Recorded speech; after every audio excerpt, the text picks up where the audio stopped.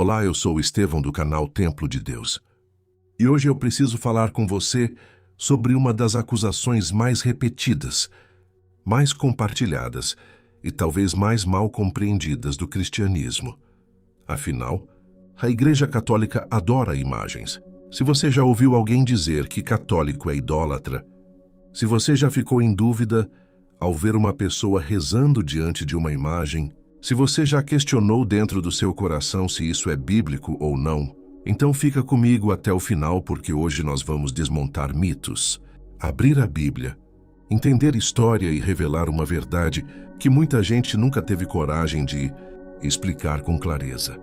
Antes de continuar, já deixa o seu like, porque isso ajuda o vídeo a alcançar mais pessoas que também têm essa dúvida. Se inscreve no canal Templo de Deus para fortalecer essa missão de levar esclarecimento. E comenta aqui embaixo.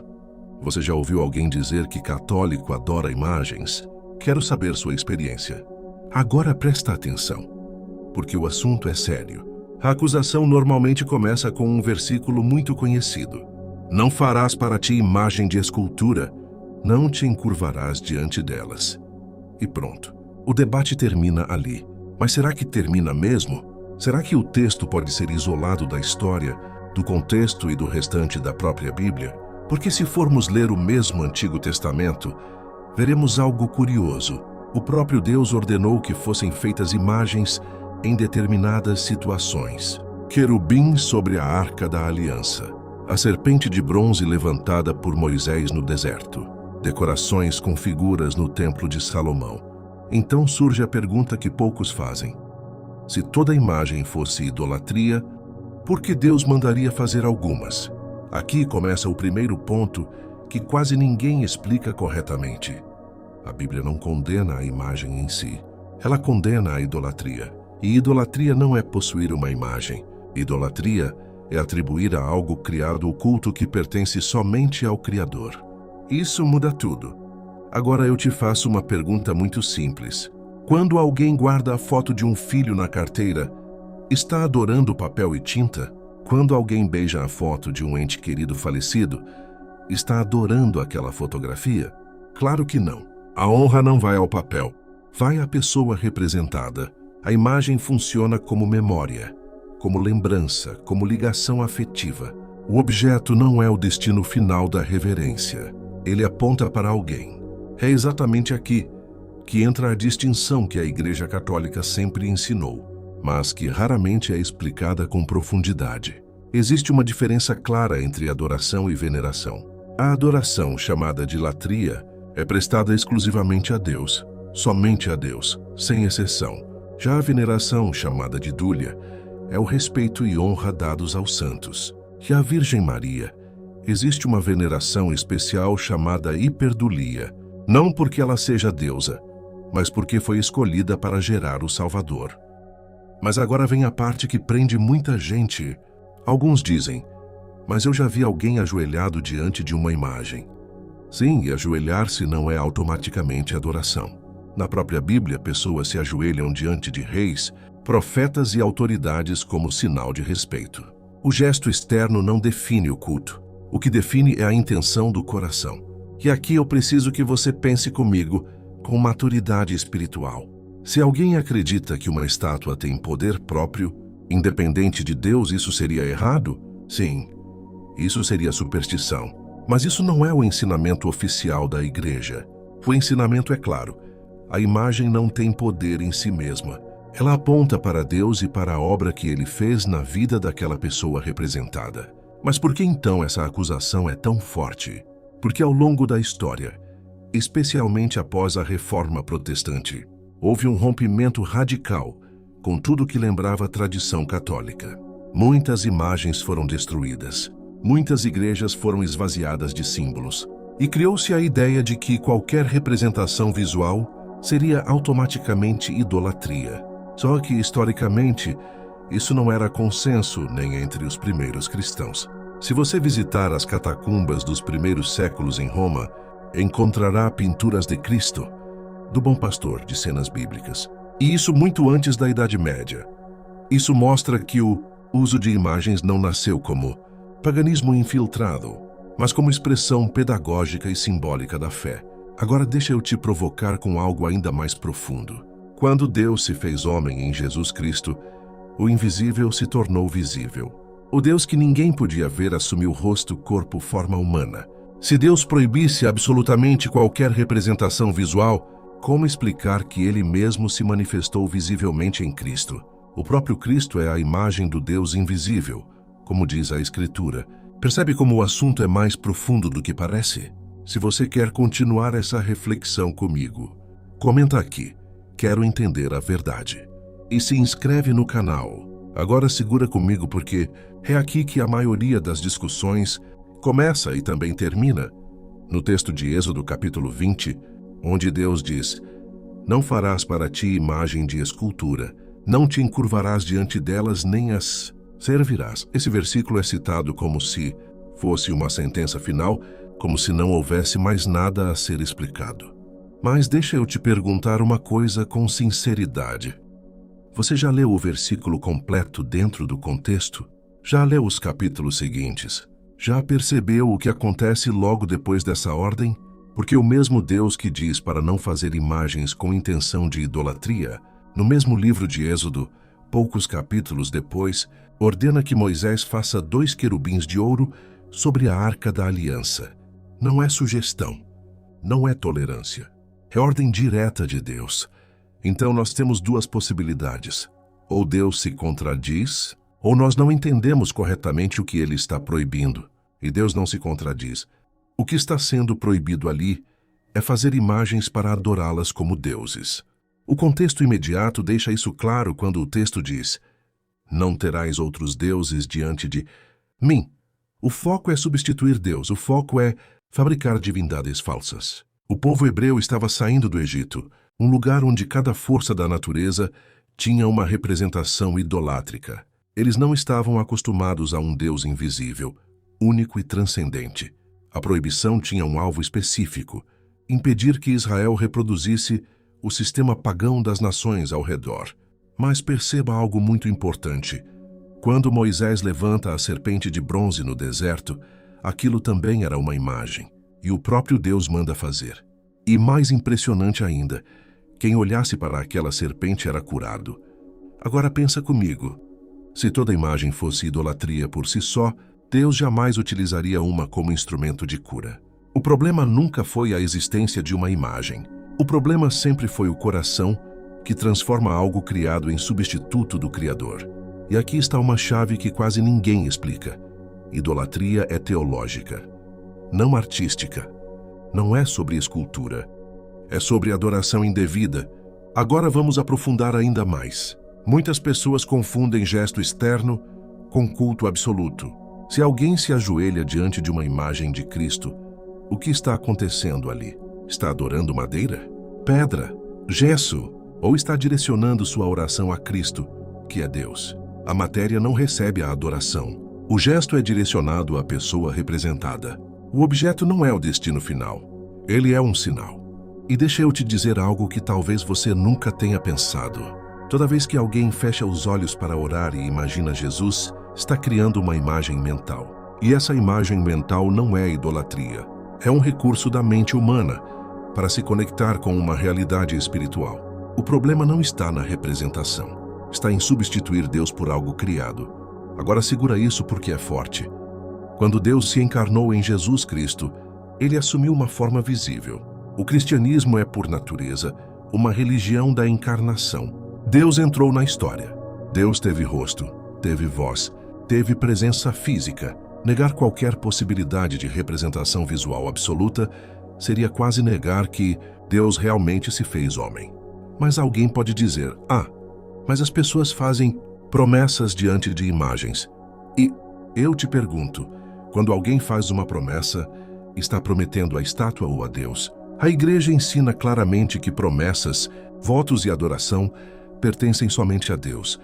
Se alguém age com superstição, isso não é doutrina oficial, é desvio individual. E aqui entramos numa questão histórica muito importante. No século VIII, houve uma grande crise dentro do cristianismo, chamada controvérsia iconoclasta. Muitos queriam destruir todas as imagens por considerá-las idolatria. Outros defendiam que elas eram legítimas, como expressão da fé na encarnação. A decisão final da Igreja afirmou que as imagens podiam ser usadas, desde que não fossem adoradas como deuses. A honra prestada à imagem se refere à pessoa representada. Isso foi definido com clareza. Agora presta atenção porque isso muda a perspectiva. Quando você vê uma imagem de um santo, o que você está vendo ali? Está vendo alguém que viveu o Evangelho radicalmente, alguém que foi transformado pela graça. A imagem funciona como memória visual de que é possível viver a santidade. Ela inspira, ela educa, ela recorda. Assim como uma bandeira representa uma nação, mas não é a própria nação. Se alguém queima uma bandeira, as pessoas se ofendem não porque o tecido tenha valor absoluto, mas porque aquilo representa algo maior. O símbolo aponta para uma realidade.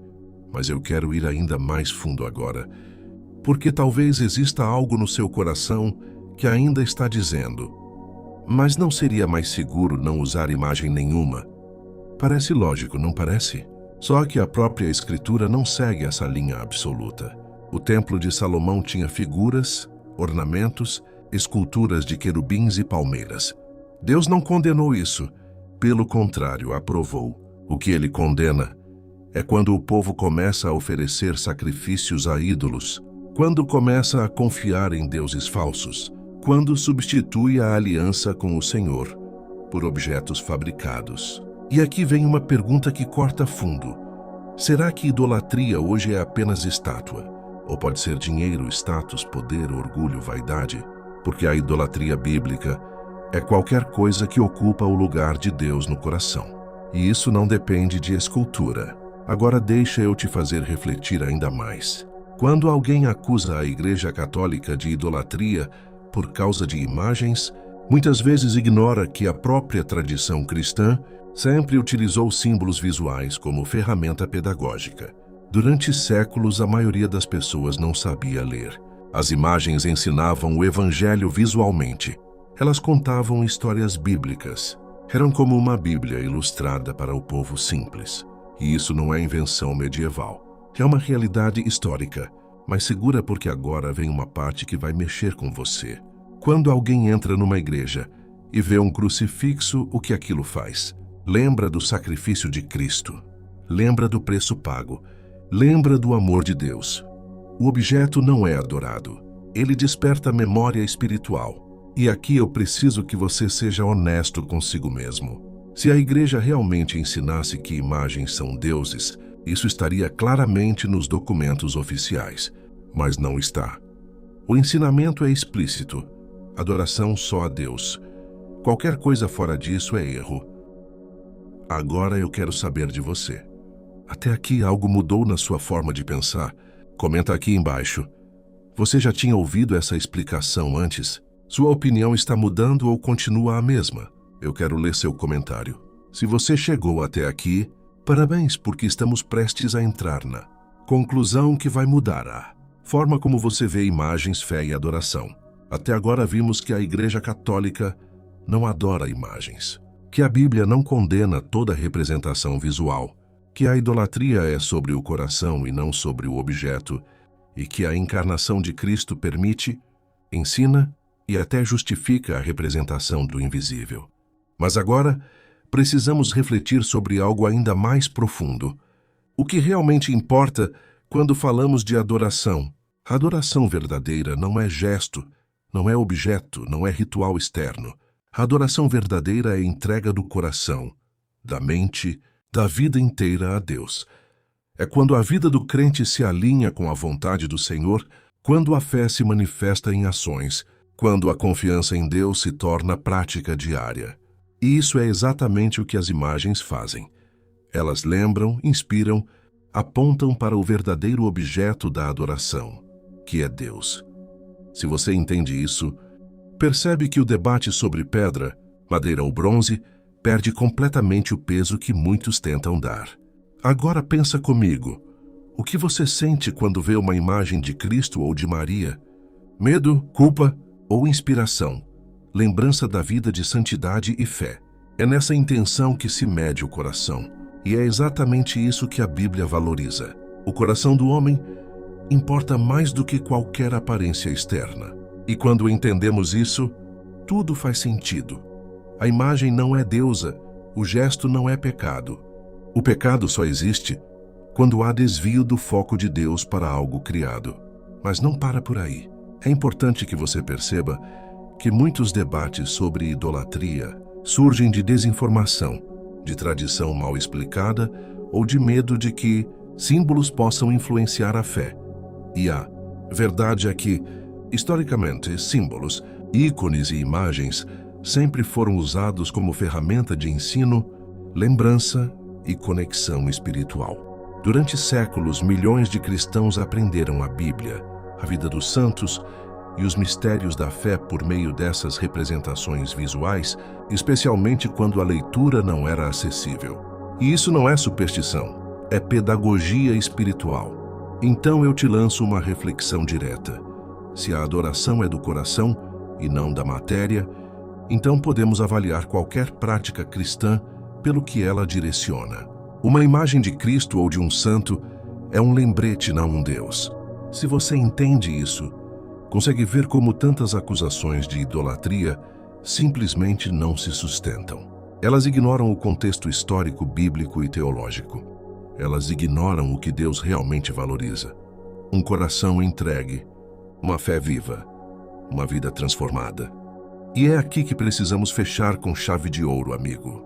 Se você aprendeu algo novo hoje, se sua mente foi aberta para enxergar a diferença entre adoração e veneração, se você agora entende que imagens não são pecado, mas um meio de recordar e fortalecer a fé, deixa seu like. Se inscreve no canal Templo de Deus para não perder nenhuma reflexão profunda como essa.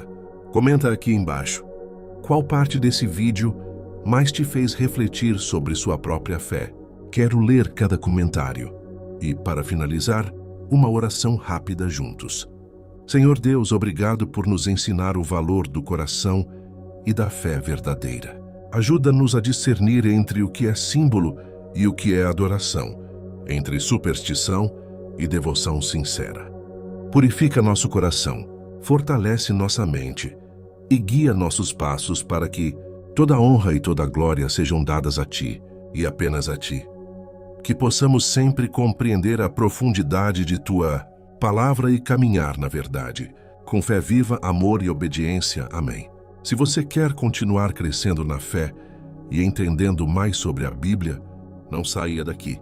A parte 4 vai explorar histórias reais e testemunhos que mostram como a fé católica e o uso de imagens transformam vidas sem nunca desviar a adoração de Deus.